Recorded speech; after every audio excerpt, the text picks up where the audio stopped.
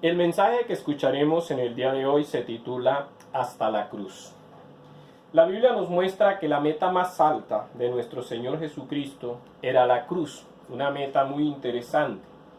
Toda su formación, todo lo que hizo, todo lo que dejó de hacer, fue preparándose para llegar hasta la cruz. Fue por ello que, estando en la cruz, selló su misión con estas palabras memorables: consumado es.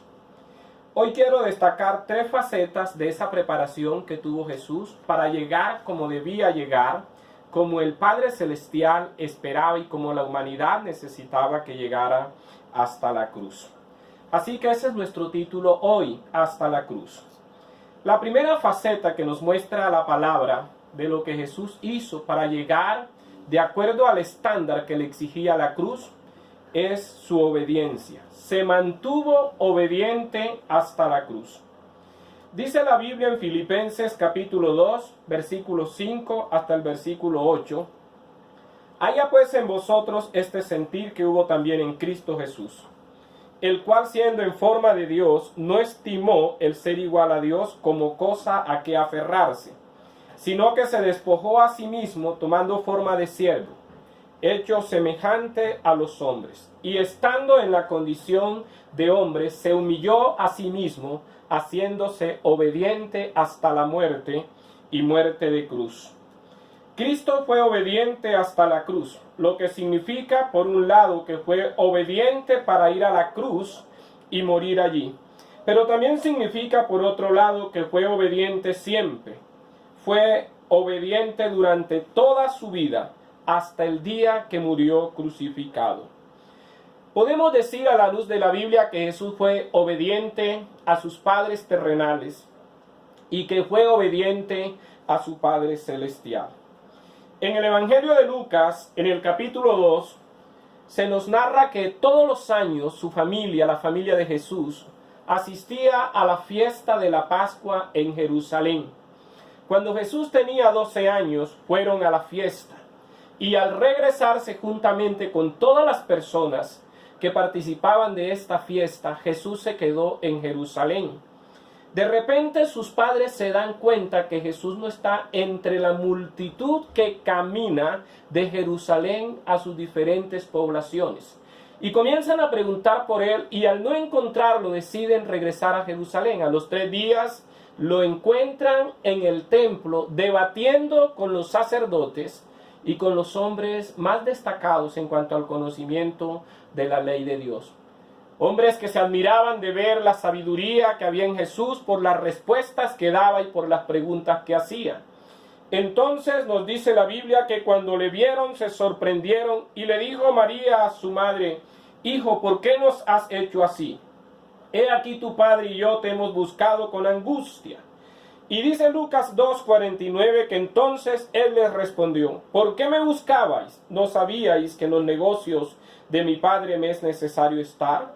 Mas ellos no entendieron las palabras que les habló. Y descendió con ellos y volvió a Nazaret y estaba sujeto a ellos. Y su madre guardaba todas estas cosas en su corazón. Jesús fue obediente a sus padres. Desde su infancia hasta que inicia su ministerio, mantuvo su voluntad sujeta a la voluntad de sus padres. Esto es lo que se llama obediencia. Y la Biblia destaca que cuando volvió con ellos a Nazaret de Jerusalén, él estuvo sujeto, estaba sujeto, dice literalmente el texto. Y María guardaba todas estas cosas en su corazón. Entonces Jesús fue obediente a sus padres terrenales, pero también fue obediente a su Padre celestial. Y es lo que él mismo testifica de acuerdo a Juan 6, versículo 38, cuando Jesús dice: porque he descendido del cielo no para hacer mi voluntad, sino la voluntad del que me envió. El Hijo de Dios tenía bien claro, al descender del cielo a la tierra, que había venido para hacer la voluntad del Padre quien lo había enviado, y la hizo todos los días de su vida, pues entendió que esa era su principal misión. Y en su sujeción a los padres terrenales y al Padre celestial, Jesús nos enseña que quien no se sujeta a los padres terrenales, tampoco lo hará su Padre Celestial, ya que la obediencia a nuestros padres es la práctica que perfecciona la obediencia a Dios. Ese es el mensaje que nos deja el Señor Jesucristo. Ahora, en esta obediencia al Padre Celestial, nosotros encontramos que Jesús tenía diferentes tareas que cumplir, en donde mostraría que era obediente. La Biblia nos dice allí mismo en el capítulo 6 del Evangelio de Juan, en el versículo 39, y esta es la voluntad del Padre que me envió, que de todo lo que me diere no pierda yo nada, sino que lo resucite en el día postrero. La voluntad del Padre era que Jesús salvara a los elegidos. Y así está sucediendo, así sucedió y así sucederá hasta el fin de los días. Todos los que han de ser salvos vendrán a Jesús y se cumplirá aquella voluntad para el cual el Padre le envió. Pero hacer la voluntad del Padre para Jesús no solo implicaba salvar a los elegidos, también tenía que ver con despojarse de algunos atributos divinos, de algunos atributos que Él por ser Dios tenía, es decir, renunciar a ellos mientras estaba en este cuerpo de hombre. Y así lo hizo Jesús durante toda su vida en la tierra. En Filipenses capítulo 2 se testifica de esta gran verdad. Filipenses 2 versículo 6 dice: el cual siendo en forma de Dios, no estimó el ser igual a Dios como cosa a que aferrarse. Y el verso 7 dice: sino que Jesús se despojó a sí mismo. Despojarse quiere decir que renunció, que se vació de las riquezas que tenía. Aunque seguía siendo Dios, Jesús voluntariamente se despojó de algunos atributos como todopoderoso, como omnipresente, como soberano. Si no se hubiese despojado de estos atributos, Jesús hubiese utilizado todo su poder para descender de la cruz, aunque moribundo estaba. Si hubiese usado de aquel atributo, hubiese descendido de la cruz victorioso sobre la muerte en aquel instante cuando le crucificaban. Pero había renunciado en ese momento a ese atributo para bendecirnos a nosotros con su muerte.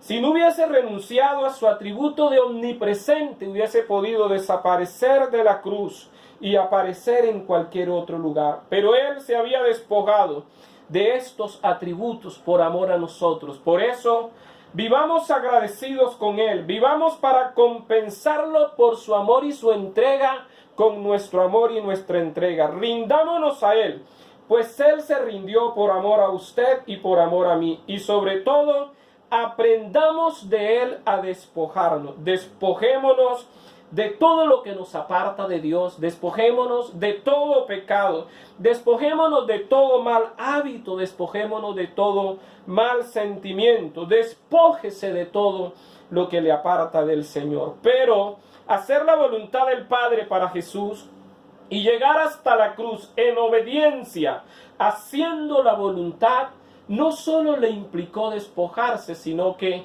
la Biblia nos enseña que le implicó humillarse y permanecer humillado hasta la cruz, hasta la misma muerte.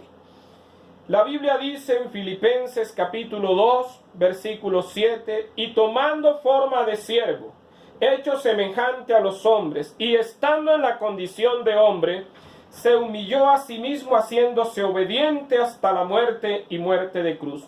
Note usted que la primera expresión que aparece en la pantalla, allí en este versículo 7, es tomando forma de siervo. Jesús no solo descendió de lo alto, de la diestra del Padre, dejando su gloria, no solo se convirtió en un ser humano tomando un cuerpo humano que lo limitaba, sino que Jesús se convirtió también en esclavo, en siervo. Y este texto y su experiencia narrada en los evangelios nos dice que se hizo el más bajo de todos los siervos. el más pequeño de todos los esclavos, porque la noche que Jesús lavó los pies de sus discípulos, la Biblia dice que se despojó de sus vestiduras, quedando en una especie de ropa interior, y era de esa manera que se vestían los esclavos más bajos, porque la mayoría de esclavos podían cubrir sus cuerpos aunque con harapos, pero los esclavos más inferiores, los más indignos, solo cubrían sus genitales.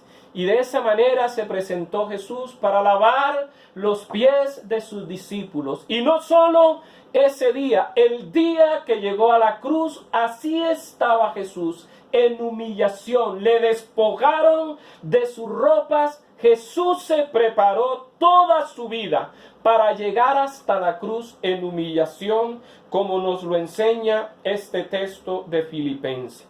Humillémonos también nosotros, aprendamos de él. Y recordemos sus palabras, porque el que se enaltece será humillado, y el que se humilla será enaltecido. Cada vez que nos obliguen a humillarnos, que tengamos la oportunidad de sentirnos humillados, cedamos a ellos. Tiene dos grandes beneficios. Primero, ser humillados nos hace cada vez más parecidos a Cristo. Y luego de la humillación vendrá la exaltación. Cristo llegó hasta la cruz para salvarnos. Cristo llegó hasta la cruz despojado. Cristo llegó hasta la cruz humillado. Para esto se preparó toda su vida. Y finalmente, hacer la voluntad del Padre le implicó a Jesús morir en la cruz. Para eso se preparó durante toda su vida. Y allí estaba Jesús, un viernes como hoy, entregando su vida en la cruz por amor a usted y por amor a mí. Hizo la voluntad del Padre, aunque ésta le costara su vida, aunque le tocara entregarse a la muerte y muerte de cruz. Para eso se preparó y cumplió la voluntad de su Padre, porque fue obediente hasta la cruz, enseñándonos que siempre será mejor ver que nuestro mundo se hace pedazos haciendo la voluntad de Dios, que ver que nuestro mundo se hace pedazos fuera de la voluntad de Dios o en contra de la voluntad de Dios. Por eso, mi amado hermano, mi amada hermana, determine vivir todos sus días en la voluntad del Señor, aunque esto, como a Jesús le cueste la vida, porque dichosos los que parten de este mundo en la perfecta voluntad de Dios. Nuestro tema en esta hora es hasta la cruz. Hasta la cruz fue obediente nuestro amado Jesús. Hasta la cruz sometió su voluntad a la voluntad del Padre. Pero en segundo lugar, hasta la cruz se mantuvo sin pecado. Hasta la cruz se mantuvo sin pecado. La Biblia nos enseña que Cristo nació sin pecado, porque Él no fue engendrado por hombre. Cristo nació santo. Lo dice su bendita palabra en el Evangelio de Lucas, el capítulo 1. Cuando el ángel aparece a María para anunciarle que ella llevará en su vientre al Hijo de Dios. María entonces le pregunta al ángel: ¿cómo será esto? Pues no conozco varón. Y el ángel le responde: el Espíritu Santo vendrá sobre ti, y el poder del Altísimo te cubrirá con su sombra, por lo cual también el santo ser que nacerá será llamado Hijo de Dios. Jesús nació sin pecado. El texto que acabamos de leer dice que nació santo. El santo ser que nacerá, dijo el ángel. Jesús nació santo. Todos los demás seres humanos que hemos nacido en esta tierra, hemos nacido en pecado porque somos engendrados de pecadores. Venimos de la simiente de pecado. Adán pecó y todos hemos pecado y todos nacimos de Adán. Pero Cristo no fue engendrado por hombre, Cristo fue engendrado por Dios. Así que Jesús nació sin pecado, nació santo. Y así se mantuvo toda la vida mirando a la cruz, su más alta meta. Por eso estamos diciendo que hasta la cruz nuestro amado Jesús se mantuvo sin pecado. Pero esto lo certifica la Biblia, que no solo nació en pecado, sino que toda su vida se mantuvo sin pecado. Esto lo dice la Biblia en el libro de Hebreos, capítulo 4, versículo 15. Allí dice el autor de los Hebreos: porque no tenemos un sumo sacerdote que no pueda compadecerse de nuestras debilidades, sino uno que fue tentado en todo según nuestra semejanza, pero sin pecado. Nuestro amado Jesús nunca pecó, se mantuvo sin pecado. Y la santa palabra de Dios lo testifica en el texto que acabamos de leer, Hebreos 4:15. Uno que fue tentado en todo, Jesús fue tentado en todo, estando como hombre, pero nunca cedió a la tentación. Él sabía que tenía que llegar a la cruz sin pecado, porque Él era el Cordero de Dios. Lo dijo Juan el Bautista: he aquí el Cordero de Dios que quita el pecado del mundo. Y como Cordero propiciado por Dios para quitar el pecado del mundo, tenía que nacer sin pecado, sin mancha. Tenía que conservarse sin pecado hasta que llegara a la cruz.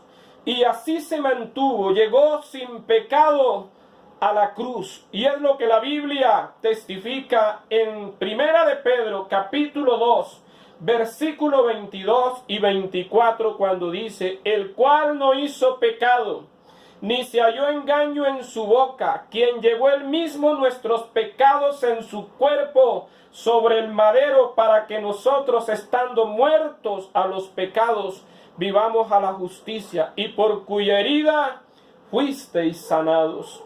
Él no solo vivió sin pecado, sino que clavado en la cruz recibió todos nuestros pecados, porque era el Cordero de Dios, el Cordero sin mancha. Y en el madero, sobre su cuerpo, nuestro amado Jesús llevó todos nuestros pecados y nos entregó su justicia, para que el Padre nos mirara como justos. Pero además, amados hermanos, de que llegó a la cruz sin pecado para salvarte a ti y salvarme a mí, lo tercero que aprendemos en su preparación hasta la cruz es que Él se mantuvo amándonos hasta que llegó a la cruz. Lo que no significa que después de esto no nos amó, nos sigue amando, pero su amor se mantuvo fiel aunque le costara la cruz. Y el Evangelio de Juan, capítulo 13, versículo 1, nos enseña lo siguiente: antes de la fiesta de la Pascua, sabiendo Jesús que su hora había llegado para que pasase de este mundo al Padre, como había amado a los suyos que estaban en el mundo, los amó hasta el fin. Jesús había amado a sus discípulos. Su amor hacia ellos era un amor genuino, grande y verdadero. Él los guió, Él les enseñó, Él los cuidó, Él los protegió, porque los amaba de verdad con el más grande amor. Pero la palabra aquí también dice que los amó hasta el fin. Y esta expresión, hasta el fin, la idea más exacta del texto original es que los amó hasta el extremo. ¿Y qué significa esto, hasta el fin, hasta el extremo? Significa hasta el mayor sufrimiento, hasta la mayor entrega, hasta el mayor peligro.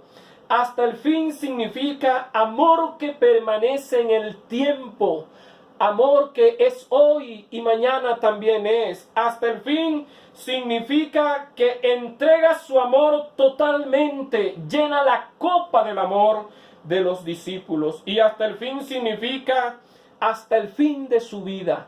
Él los amó hasta la cruz, hasta que en la cruz entregó su vida al Padre. Él amó a los suyos, pero nos sigue amando también hasta el día de hoy. Usted está dispuesto, amado hermano, a amarlo así como Él lo amó, a dar su vida por Él como Él la dio por usted. Recuerde sus palabras cuando grandes multitudes le seguían. Él se volvió y dijo a las multitudes estas palabras: si alguno viene a mí y no aborrece a su padre y madre, y mujer e hijos, y hermanos y hermanas, y aún también su propia vida, no puede ser mi discípulo. Y el que no lleva su cruz y viene en pos de mí, no puede ser mi discípulo.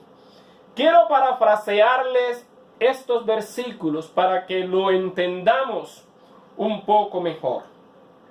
Parafraseado, estos versículos quedarían así: si alguno quiere ser cristiano y no me ama más que a su padre y a su madre, y no me ama más que a su mujer e hijos y hermanos y hermanas, y no me ama más que aún su propia vida, esta persona no puede ser cristiano, no puede ser mi discípulo. Y el que no lleva su propia cruz y sigue mi ejemplo, ni siquiera puede ser mi discípulo. Vuelvo a hacerle la pregunta que le hice hace algún instante. ¿Está usted dispuesto a amarlo a Él hasta dar su vida por Él, como Él la dio por usted? ¿Está usted dispuesto a amarlo como Él lo amó, hasta ir a la cruz? Usted también lleva su cruz si es un hijo de Dios. Decida amarlo hasta el final. Él le amó hasta el fin, hasta una condición extrema. ¿Cuánto le ama usted a Él y hasta dónde está usted comprometido para amarlo a Él? Quiero concluir con estas palabras. Él llegó obediente hasta la cruz. Llegó sin pecado a la cruz y llegó amándolo a usted y amándome a mí hasta la cruz. ¿Y usted cómo llegará a su cruz? Vamos a orar. Bendito y soberano Dios, te damos muchas gracias por la bendición de poder escuchar tu palabra. Oramos, Señor, que nos ayudes a seguir tu ejemplo.